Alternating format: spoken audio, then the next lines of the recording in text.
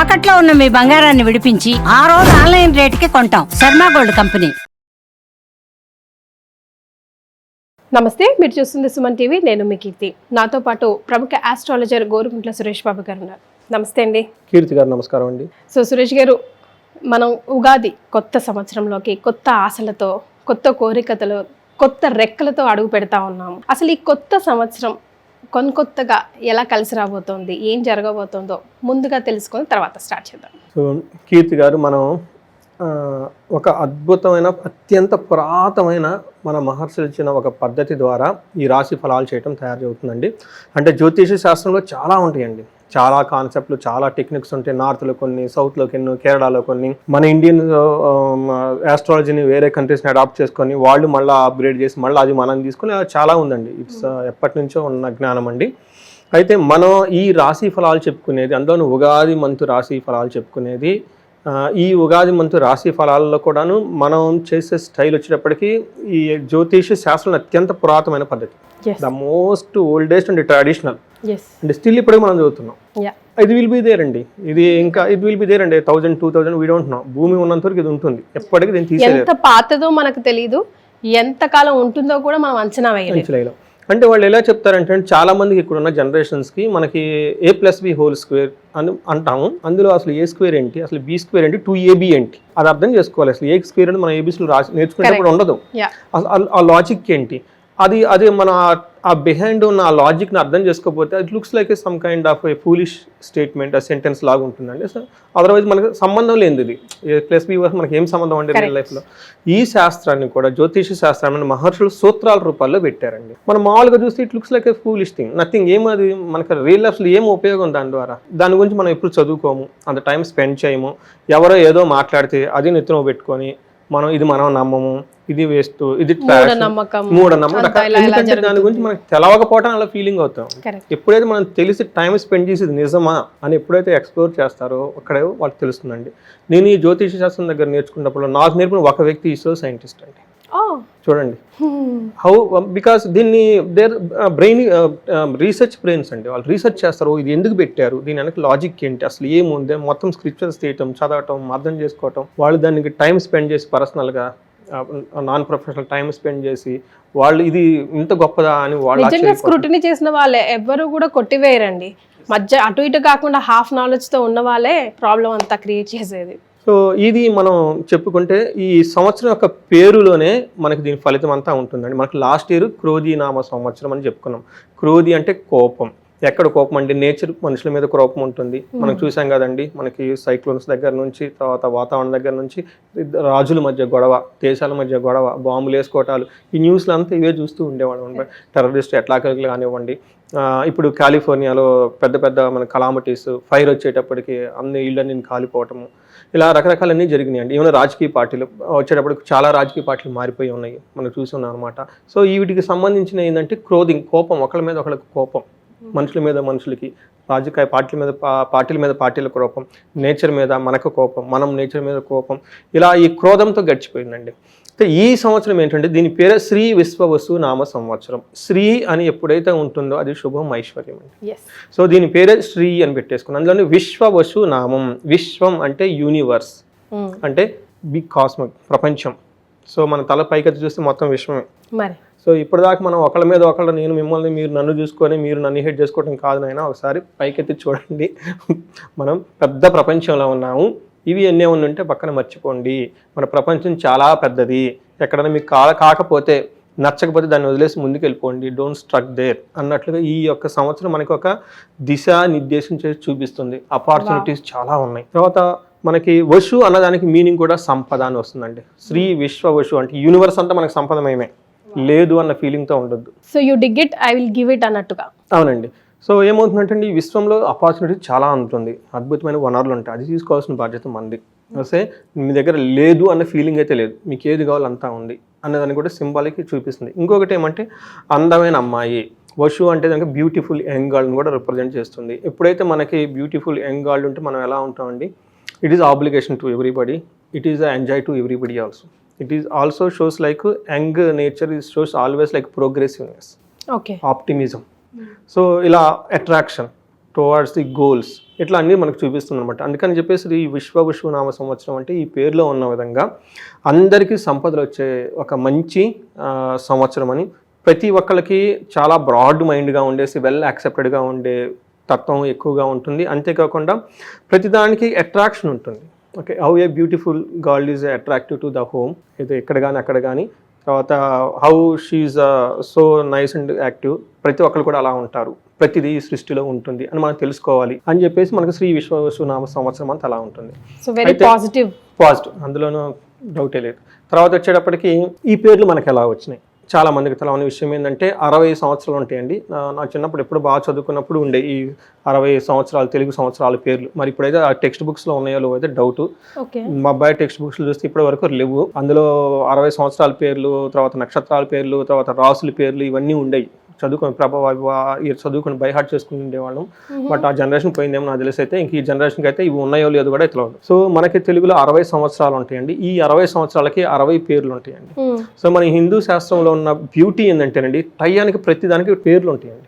ఇప్పుడు మనం ప్రతిరోజు 12 o'clock, 10 o'clock, 5 o'clock ఈ ప్రతి అవర్లకు కూడాను మన జ్యోతిష్ శాస్త్రంలో పేర్లు ఉంటాయండి. ఆ పేరుకు అనుగుణంగా ఆ యాక్టివిటీ ఉంటుంది. అలానే మనకి ఈ సంవత్సరానికి కూడా మనకి ఏంటంటే 60 సంవత్సరాలకి సైకిల్ మారుతూ ఉంటుందండి.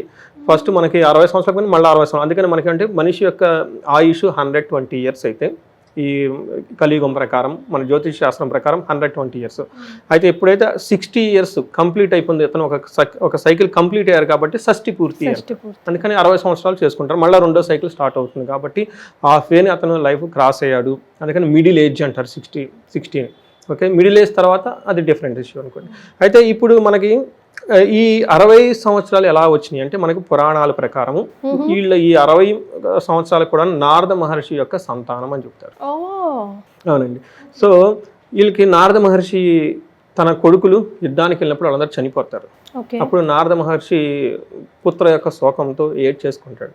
ఏంటి నాకు ఇలా చేసావు, ఎప్పుడు నారాయణ నారాయణ అని నేను చెప్పిస్తుంటాను కదా, నాకేంటికి పుత్ర శోకం అనగానే అప్పుడు ఆయన విష్ణుమూర్తి వచ్చేసి సృష్టి స్థితి లయ, మనకి విష్ణుమూర్తి అనగానే స్థితి ఉన్నదాన్ని కాపాడుకుంటూ ఉంటాడు, దీన్ని సస్టైన్ చేస్తూ ఉంటారు. కాబట్టి ఈ సృష్టి సస్టైన్ అవ్వటానికి కాబట్టి టైంలో చాలా ఇంపార్టెంట్. కాబట్టి ఈ మీ యొక్క కుమారులు మళ్ళా బతికి వీళ్ళు 60 సంవత్సరాలుగా ఈ సృష్టిని నడిపిస్తూ సైకిల్ నడిపిస్తూ ఉంటారు. ఒక్కొక్క సంవత్సరం వచ్చేటప్పటికి ఒక్కొక్క నీ కుమారుడు రిప్రజెంటేషన్ చేస్తూ ఉంటారు, వాళ్ళ యొక్క తత్వాన్ని ఇందులో బోధిస్తూ ఉంటారు అని చెప్పేసి వరం ఇస్తారండి. అందుకని చెప్పేసి ఇప్పుడు మనం చేసే ఈ 60 సంవత్సరాలు కూడాను నారద మహర్షి యొక్క కుమారుల యొక్క పేరు, వాళ్ళ యొక్క తత్వం ఇక్కడ ఉంటుంది. సో ఇదంతా మనకి సస్టైనబిలిటీ అంటే మనం పుట్టాం కాబట్టి ఉన్నంత వరకు మనం ఎలా ఉండాలి, హ్యాపీగా, ఉత్సాహంగా, తర్వాత ఆనందభరితంగా, శోభాయమయంగా ఉండాలి. సో బాధపడుతూ ఉండకూడదు అన్న ఒక తత్వాన్ని కూడా ఇందులో పెట్టారండి. వాళ్ళకి మనకి క్లూస్ ఇస్తారు, ఈ టైంలో ఇలా ఉంటుంది, ఈ టైంలో ఇలా ఉంటుంది, మీరు జాగ్రత్తగా మెంటల్గా ప్రిపేర్ అయ్యి చక్కగా ముందుకెళ్ళండి అని. ఇది అంతా మనకి పురాణాల్లో చెప్పిన రహస్యం. సో ఇది అంతా ఇంత మహత్తరమైన ఒక నాలెడ్జ్ని మీ ముఖంగా ఓకే ఈ సుమన్ టీవీ వెన్యూ మనకి ఇచ్చినందుకు ఇది ఒక అదృష్టంగా నేను భావిస్తున్నాను. అలానే చూసే వాళ్ళకు కూడా అష్టైశ్వర్యాలు కలగాలని ఈ పేరులో శ్రీ విశ్వనామ సంవత్సరం ఆ పేరుకు తగ్గ వాళ్ళ ఇంట్లో కూడా ఐశ్వర్యం నిండుకొని ఉండాలని చెప్పేసి కోరుకుంటూ మనం ముందుకెళ్దామండి. వెరీ వెల్ స్టార్టెడ్ అండి. Thank you so much. And it's our blessings మీ ముఖంగా మేమందరం తెలుసుకోవడం కూడా. సో ఈ తెలుగువారి సంవత్సరాది ఉగాది రోజు తులారాశి వారికి ఎలా ఉండబోతుందండి? సో శ్రీ విశ్వవసు నామ సంవత్సరం ఈ పేర్లో నిన్నటి విశ్వం వసు, యూనివర్స్ అంతా అద్భుతమయం, వాసుకి ధనమయంగా ఉంటుంది, రిచ్గా ఉంటుంది, ప్రాస్పరిటీగా ఉంటుంది, హ్యాపీగా ఉంటుంది. కాబట్టి ఈ సంవత్సర నామం ఎలా ఉంటుందో ఈ సంవత్సరం కూడా ఇలా అలానే ఉంటుందండి. ఎగ్జాక్ట్గా ఆ పేరు ఎందుకు పెట్టారో ఈ రాశి వాళ్ళకి కరెక్ట్గా మ్యాచ్ అయిపోతుందండి. నిలువెత్తు నిదర్శనమా? కరెక్ట్ అండి. ఏదైనా కనుక రాసుల్లో 12 రాసుల్లో 100కి 100 ది బెస్ట్ ఏది ఉందంటే అది తులారాశి వాళ్ళండి. అవునండి, చాలా బాగుందండి. ఇంకోటి ఏంటంటే మా పాపది కూడా తులారాశి కాబట్టి నేను 1-2 సార్లు చెక్ చేసుకుంటాను. మా అమ్మది కూడా తులారాశి. ఇంకా మన ఫ్యామిలీ మెంబర్స్ మన ఫస్ట్ క్లయింట్స్ అండి. లేదనుకోండి ఇంకా అది ఇంకో రకంగా ఉంటుంది. బయట యూట్యూబ్ లో అడుగుతారు, తర్వాత ఇంట్లో వాళ్ళు ఖచ్చితంగా అడుగుతారు, ఇలా చెప్పేంటి ఇది ఏంటది. ఫ్రెండ్స్ తోటి ఫ్యామిలీ మెంబర్స్ తోటి కాషియస్ గా ఉండాలన్నమాట. ఫస్ట్ మిమ్మల్ని ప్రశ్నించేది వాళ్ళే కాబట్టి. సో తులారాశి కనుక చూస్తే ఇందులో ఫస్ట్ నక్షత్రాలు చిత్త 3-4 పాదాలు, స్వాతి 1-2-3-4 పాదాలు, విశాఖ 1-2-3 పాదాలు అంతా తులారాశి. పేరు బలం కనుక చూసుకుంటే రా, రీ, రు, రే, రో, తా, తీ, తూ, తే ఈ సౌండ్లు ఇదే సౌండ్తో మోరార్లెస్ ఉన్న వాళ్ళ పేరు కనుక బాగా పాపులర్గా ఉన్న పేరు, అందరు ఎక్కువ మంది పిలిచే పేరు కనుక ఈ అక్షరాలతో కనుక ఉంటే అది తులారాశి అవుతుందండి. ఓకే. మన కందాయ ఫలాలు, ఆదాయ ఫలితాలు, ఆదాయం రాజ్యపూజం కనుక చూసుకుంటే వీళ్ళకి ఆదాయం 11, వ్యయం 8. 8. ఓకే. ఓకే, ఆదాయం బాగుందని చెప్పుకోవాలి. వీళ్ళకి రాజ్యపూజ్యం 2, అవమానం కూడా 2. చాలా తక్కువ మంది, అంటే నలుగురిలో 2 విమర్శిస్తూ ఉంటారు, 2 మాత్రం ఓకే మెచ్చుకుంటూ ఉంటారు. బట్ బాగా గమనించాల్సిన ఆదాయం ఎక్కువగా ఉంది, వ్యయం తక్కువగా ఉంది. సో ఈ ప్రకారంగా చూసుకుంటే ఓవరాల్గా వీళ్ళకి చాలా బాగుందని మనం చెప్పుకోవాలన్నమాట. మనకి ప్లానటరీ పొజిషన్ కనుక చూస్తారండి, మీన రాశిలో శని ఉన్నారండి. తర్వాత మనకి గురువు వచ్చేటప్పటికి మిథున రాశిలో ఉంటారు. రాహు కేతువులు మనకి కుంభరాశిలోను, తర్వాత సింహరాశిలో ఉన్నారండి. తర్వాత గురువు 11వ తారీఖు, మే 11, 14వ తారీఖున, 18వ తారీఖున లాట్ ఆఫ్ ప్లానెట్స్ చేంజెస్ ఉన్నాయండి. వీటి యొక్క ఇంపాక్ట్ అందరికీ ఉంటాయండి. సో ఈ రాశి వాళ్ళకి కూడా, తులారాశి వాళ్ళకి ఎలా ఉందో మనం చూద్దాం. మనకి సూక్ష్మ గోచారం అని అంటారు అన్నమాట. ఈ సూక్ష్మ గోచారం ప్రకారం కనుక చూసుకుంటే వెరీ సింపుల్, 3 ముక్కలని మొత్తం తెలిసేసుకోవచ్చు సమరీ ఎలా ఉండబోతుంది అనమాట. వీళ్ళకి శని, గురు, రాహు, కేతుల యొక్క చూస్తే ఎలా ఉంటుందంటే, ఫస్ట్ సపత్న క్షయం, సుఖప్రాప్తి, శోకం, సౌఖ్యం. ఇందులో ఈ 4 ముక్కల్లో కూడా ఒక శోకం తప్పిచ్చేస్తే మిగతా అన్ని పాజిటివ్ టర్మ్స్ అండి. సపత్న క్షయం అంటే ఎనిమీస్, వీళ్ళ మీద శత్రువుల బాధ ఇప్పటిదాకా ఎవరైనా ఉంటే శత్రువుల మీద వీళ్ళకి ఆధిక్యత వచ్చేస్తుంది. శత్రు బాధ వెళ్ళిపోతుంది ఇంకంతే. ఇప్పటిదాకా వాళ్ళు ఎందుకు హేట్ చేస్తారో వీళ్ళకి అర్థం కాదు, వీళ్ళు వాళ్ళకి ఎందుకు కూడా ఐడియా లేదు. ఎప్పుడైతే ఉగాది పండుగ వెళ్ళిపోయిందో వాళ్ళ మానాన్ని వాళ్ళు వెళ్ళిపోతారు, వీళ్ళ మానాన్ని వెళ్ళిపోతారు. మనకు బస్సులో ఒకసారి ట్రైన్లో ఎక్కి కూర్చొని అప్పటిదాకా కొట్టుకుంటారు, దిగి వెళ్ళిపోతారు. పాపం ఇప్పుడు వీళ్ళకి కూడా ఇప్పటిదాకా ఎందుకు గొడవ పడ్డారు, ఏం చేస్తుందో వాళ్ళకి అర్థం కాదు. టైం వచ్చేసింది, ఎవరి దారిలో వెళ్ళిపోతారు. తర్వాత సుఖప్రాప్తి, ఈ మీనింగ్ ఇందులోనే ఉందండి. వీళ్ళకి ధనం కానివ్వండి, హ్యాపీనెస్ కానీ చక్కగా వచ్చే అవకాశం ఎక్కువగా ఉంటుంది. సౌఖ్యము, 11వ ఇంట్లో కేతు ఉండటం వల్ల ఆధ్యాత్మికంగా ఉండేసి చాలా కంఫర్టబుల్గా ఉండి లగ్జరీగా ఉంటారండి. అయితే వీళ్ళకి శోకం, ఒక రాహువు మాత్రం ఇబ్బంది పెట్టే స్థితిలో ఉన్నారండి. ఇది ఒక్కటి గమనించుకోవాలి. ఒక రకంగా చూస్తే 70% చాలా బాగుంది అని చెప్పుకోవాలి. మనం కనుక చూస్తే ఈ డీటెయిల్స్ కనుక చూస్తే 6వ ఇంట్లో వీళ్ళకి లోహమూర్తిగా శని ఉన్నారండి. లోహమూర్తిగా క్రూర గ్రహం ఉంటే బాగా మంచి యోగ్యతనిస్తుంది. అందులోనే 6వ ఇంట్లో కనుక క్రూర గ్రహం ఏదున్నా కానీ చక్కగా యోగ్యతనిచ్చిందండి. వీళ్ళకి కూడా తులారాశి వాళ్ళకి శని ఉండటం వల్ల అక్కడ చాలా యోగ్యతనిస్తుంది అనమాట. ఎలాంటి యోగ్యతనంటే ధనధాన్యాభివృద్ధి, బంధు సంతోష వర్ధనం, స్త్రీ సౌఖ్య, గృహ నిర్మాణం, సప్తమ స్థానే శని అని చెప్తారనమాట. వెరీ సింపుల్ లాంగ్వేజ్ అండి. ధనధాన్యాభివృద్ధి, ధనము ధాన్యం చక్కగా వచ్చేస్తుంది, వృద్ధి చెందుతూ ఉంటుంది. బంధు సంతోషం, బంధువులతో చక్కగా సంతోషంగా ఉంటూ ఉంటారు. వర్ధనం అంటే బాగా వృద్ధి చెందుతూ ఉంటుంది, ధనాభివృద్ధి చెందుతూ ఉంటుంది అనమాట. ఇప్పుడు దాకా చెప్పుకున్న విషయంలో బాగా వృద్ధి చెందుతూ ఉంటుంది. అలాగే స్త్రీ సౌఖ్యం అని చెప్తారంటే స్త్రీలకైతే పురుష సౌఖ్యం, పురుషులైతే స్త్రీల సౌఖ్యం. అంటే భార్యాభర్తల మధ్య కానివ్వండి, లేదంటే ఎంప్లాయీ, బాస్ ఇలాంటి మధ్య ఏదైనా గొడవలు కానీ ఏమైనా ఉంటే కనుక అవన్నీ పోయేసి చాలా మంచి సపోర్ట్ వస్తుందండి ఇద్దరికి. అప్పటిదాకా కొంతమంది వైఫ్ అండ్ హస్బెండ్ దూరంగా ఉన్నా కానివ్వండి, మనస్పర్ధలు ఉన్నా కానీ ఈ టైంలో అవి పోయేసి ఒకళ్ళ నుంచి ఒకళ్ళకి మంచి చక్కగా సపోర్ట్ వస్తుందండి. ఇది ఒక మంచి చెప్పుకోవాలండి. తర్వాత గృహ నిర్మాణం, ఈ టైంలో ఈ రాశి వాళ్ళు ఇల్లు కట్టే అవకాశం ఎక్కువగా ఉంది. సో రియల్ ఎస్టేట్లో ఉన్నా కానీ, భూమి కొనాలన్నా కానివ్వండి, ఏది చేసినా కానీ చాలా చక్కగా కలిసి వచ్చే అవకాశం ఎక్కువగా ఉంది. ఇది ఒక మంచి పరిణామం అని చెప్పుకోనమాట. అంతేకాకుండా వీళ్ళు 3rd హౌస్ 8th ఇంట్లో చూడటం వల్ల ఏమవుతుందంటేనండి, వీళ్ళకి వాళ్ళ తోబుట్టువుల నుంచి బాగా మంచి సపోర్ట్ వస్తుందండి. అలానే తోబుట్టువులకి వీళ్ళు కూడా బాగా హెల్ప్ చేస్తారు. టోటల్గా ఒక ధైర్యవంతంగా ఉంటారు. అంతేకాకుండా వీళ్ళు 8వ ఇంట్లో ఉండటం వల్ల ఒక చిన్న విషయం అండి, లా షూట్స్, ఎక్విజిషన్, అనవసరమైన కోర్టు గొడవలకు వెళ్తే అక్కడ వీళ్ళకి ప్రాబ్లమ్స్ ఎదురయ్యే అవకాశం ఎక్కువగా ఉంది. అందుకని వీళ్ళు కోర్టుకి వెళ్ళటాలు, వేరే వాళ్ళు వాద్యాలు పెట్టాలు, వేరే వాళ్ళతో తగాదాలు పెట్టుకుంటే అవి అక్కడ స్టాగ్నేటెడ్ అయిపోయి దాంతో రిజల్ట్ రాకుండా ఆగిపోతారు అక్కడ. అందుకని చెప్పేసి ఆ మ్యాటర్లోకి వెళ్లకుండా ఉంటే చక్కగా బయట కూర్చొని, వీళ్ళకి శత్రువుల మీద విజయం ఉంది ఆటోమేటిక్గా. బయట కలిసి కూర్చొని పెద్దవాళ్ళతో కలిసి కూర్చుంటే వాళ్ళ శత్రువు వీళ్ళు చెప్పినట్లు వీళ్ళకి కాంప్రమైజ్ చేసి మంచి రిజల్ట్ వచ్చేస్తుందండి. సో కోర్టు అని అక్కడ హ్యాంగ్ అవ్వకుండా బయట కనుక చూసుకుంటే బాగుంటుంది. జూపిటర్లకు 9వ ఇంట్లో ఉన్నారండి. ఇది కూడాను ఒక మహా మంచి యోగం అండి. ఏమని చెప్తారంటే అర్ధం స్వకులాచార, గృహలాభ, సుఖభోజనం, నిత్యశ్రీ జన సంపర్క, నవమస్తే భవేద్ గురువు అని చెప్తారు. ఇందాక శని ఎలాంటివి ఇచ్చారో వీళ్ళు కూడా అలాంటివి సుమారు ఆటోమేటిక్గా ఇస్తూ ఉంటారు. కాబట్టి వీళ్ళకి డబల్ బొనాంజీ అని చెప్పుకోవాలి. అర్థం బాగుంటుంది. స్వకులాచారం అంటే వాళ్ళకి యాన్సెస్టర్స్ నుంచి పెద్దవాళ్ళు చెప్పినట్లు వింటాం, వేదిక్ స్క్రిప్చర్స్ చదువుకోవటం, పండగల్లో పార్టిసిపేట్ చేయటం, ఇలా పెళ్ళిళ్ళు కానీ ఇవన్నీ చక్కగా చేసుకునే అవకాశం ఎక్కువగా ఉంటుంది. గృహలాభం ఇందాక కూడా మనం చెప్పుకున్నాం, మళ్ళీ కానీ వీళ్ళు కూడా గృహలాభం ఇస్తున్నారు, మంచి భోజనం చేస్తూ ఉంటారు. నిత్య స్త్రీ జన సంపర్క, స్త్రీలు అయితే జెంట్స్ వాళ్ళతో అంటే ఎక్కువగా కలిసేసి వాళ్ళతో చక్కగా పనులన్నీ చేసేసుకుంటూ ముందుకు వెళ్ళిపోయే అవకాశం ఎక్కువగా ఉంటుంది. దృష్టి వీళ్ళకి ఫస్ట్ ఇంట్లో 5th హౌస్లో కూడా దృష్టి ఉండటం వల్ల ఏమవుతుందంటే హెల్త్ ప్రకారంగా చాలా యాక్టివ్గా ఉంటారు. తర్వాత వచ్చేటప్పటికి వీళ్ళకి పిల్లలు కలగాలి అని ఎవరైనా కనుక ప్లాన్ చేసుకుంటే తులారాశి వాళ్ళకి బెస్ట్ టైం అండి పిల్లలు కంటానికి కపుల్స్కి. కొంతమంది నాకు ఫోన్లు చేసి అడుగుతూ ఉంటారండి, మీ ఇద్దరం జాబులు చేస్తున్నాం ఇప్పటిదాకా ప్లాన్ చేసుకోలేదండి, బెస్ట్ టైం ఏంటంటే ప్లాన్ చేసుకోవాలని అడుగుతూ ఉంటారు.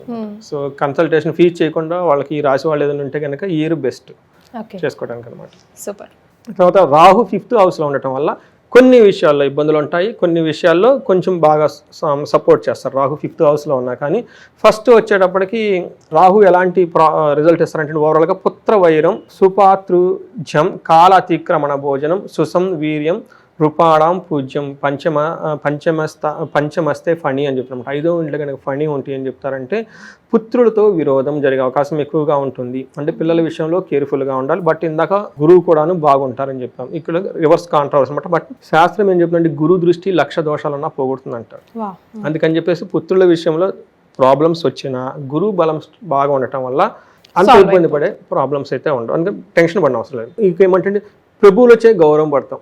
వీళ్ళకి పై అఫీషియల్స్ కానివ్వండి, తర్వాత పై బాస్ కానివ్వండి, వాళ్ళ దగ్గర చక్కగా మంచి రిప్యుటేషన్ వచ్చేసి చక్కగా వీళ్ళకి కావాల్సిన పనులని వాళ్ళ ద్వారా వాళ్ళకి వీళ్ళు ఏది పెట్టినా కానీ ప్రపోజల్ వాళ్ళు యాక్సెప్ట్ చేసి ముందుకెళ్ళే అవకాశం ఎక్కువగా ఉంటుంది. అకాలంలో భోజనం తినే అవకాశం ఎక్కువగా ఉంటుంది. అందరి చేత గౌరవించబడతారు. ఆర్థికంగా బలంగా చాలా బాగుంటుంది.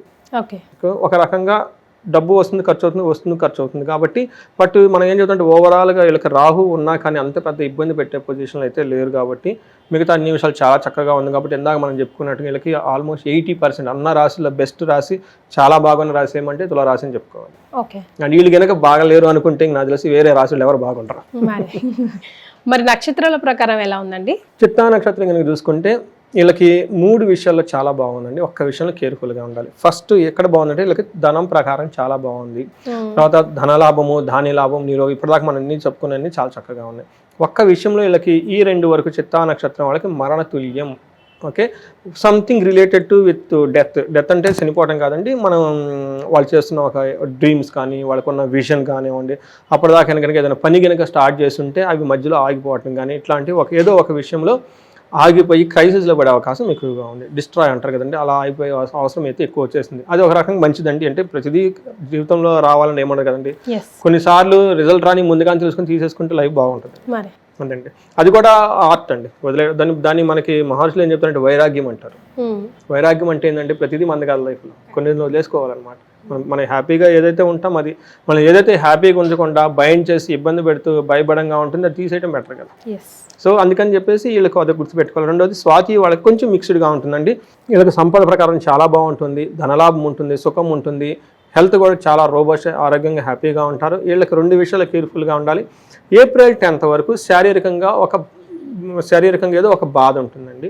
తర్వాత వీళ్ళకి కూడా మరణ తుల్యం అని చెప్తారు. అంటే ఏదో ఒక పనిలో ఇబ్బంది రావటము, డిస్టర్బెన్స్ రావటము, దాన్ని తీసేసుకోవాల్సిన అవసరం అయితే వచ్చేస్తుంది. తర్వాత విశాఖ నక్షత్రం వాళ్ళకి వీళ్ళకి కూడా సంపదలు బాగుంటాయి, ధనం బాగుంటుంది, సుఖం బాగుంటుంది, ఆరోగ్యం బాగుంటుంది, సర్వజన పూజ్యం. విశాఖ నక్షత్రం వాళ్ళకి చాలా మంచి బాగుందని మనం చెప్పుకోవాలండి. తర్వాత వీళ్ళకి ఈ 2 వరకు వీళ్ళకి కూడాను మరణం తుల్యం అని చెప్తారండి. వీటి గురించి కొంచెం ఆలోచించుకొని జాగ్రత్తగా ఉండటం, పోయేది ఎటు పోతుంది కాబట్టి బీ హ్యాపీ అండి. సో మరి ఆ డిస్టర్బెన్స్ కూడా వీళ్ళు సునాయాసంగా ఈ సంవత్సరం దాటి వేయాలంటే ఎలాంటి రెమెడీస్ ఫాలో అవ్వాలి? వీళ్ళు ఎక్కువగా రెమెడీస్ ఏదైనా కనుక చేసుకోవాలంటే రాహుకి సంబంధించిన రెమెడీ చేసుకోవాలండి. రాహుకి సంబంధించిన ది బెస్ట్ రెమెడీ ఏంటంటే మనకి అందరికీ తెలుగు రాష్ట్రాల్లో ఉన్న వాళ్ళకంటే విజయవాడ కనకదుర్గమ్మ అమ్మవారు. ఓం శ్రీం దుమ్ దుర్గాయ నమః, ఈ ఒక్క మంత్రం వాళ్ళకి రామబాణం. దీన్ని ఎక్కువ జపించుకుంటూ ఉంటే చాలా బాగుంటుంది. తర్వాత ఎవరైనా కనుక మనకి విజయవాడ ఎక్కువ సార్లు విజిట్ చేస్తే చాలా బాగుంటుంది. రాహుకి సంబంధించి వీళ్ళు పారే నీళ్ళలో 7 కొబ్బరి బొండాలు, పీచు తిని కొబ్బరి బొండాలు కనుక డ్రాప్ చేస్తే చాలా బాగుంటుందండి, అందులో పోతుంది. తర్వాత మనకి గణపతి అధర్వ శీర్షం అని ఉంటుంది, ఇది వేద మంత్రం అండి. ప్రొనౌన్సియేషన్ కరెక్ట్గా చేసుకోవాలి. అయితే నేర్పడానికి చాలా మనకి యూట్యూబ్లోను ఇవన్నీ ఆల్రెడీ గొప్ప వాళ్ళు చాలామంది ఆల్రెడీ పెట్టున్నారు. ఇంతకుముందు అయితే అది ప్రాబ్లం కానివ్వండి, ఇప్పుడు everything is available to everybody అండి. అందుకని అందులో కనుక చూసి గురుముఖంగా నేర్చుకోవాలి. గురుముఖంగా లేకపోతే అట్లీస్ట్ యూట్యూబ్లో శాస్త్రోక్తంగా చెప్పిన వాళ్ళు వీడియోస్ చాలా మంచి ఉన్నాయండి. ఒక మంచి వీడియో చూసుకొని ఎలా ప్రొనౌన్స్ చేయాలి అది కనుక నేర్చుకొని గణపతి అథర్వ శీర్షం, ఇది వేద మంత్రం అండి, వేదాల్లో ఉన్న మంత్రం ఇది. ఆ మీనింగ్ తెలుసుకొని దాన్ని చాంట్ చేస్తూ ఎర్రటి మందార పూలతోటి గణపతికి ప్రతిరోజు గరికతో గనక ఆర్ అట్లీస్ట్ మంగళవారం కనుక చేసుకోగలిగితే, అభిషేకం చేసి కనుక చేస్తే ఈ దోషం పోయేసి, రాహు దోషం పోయేసి చాలా బాగుంటారండి. రైట్. సో తులారాశి వారికి కొత్త సంవత్సరం అంతా చాలా చాలా బాగుంటుందని తెలియజేశారు. ధన్యవాదాలండి. ధన్యవాదాలండి.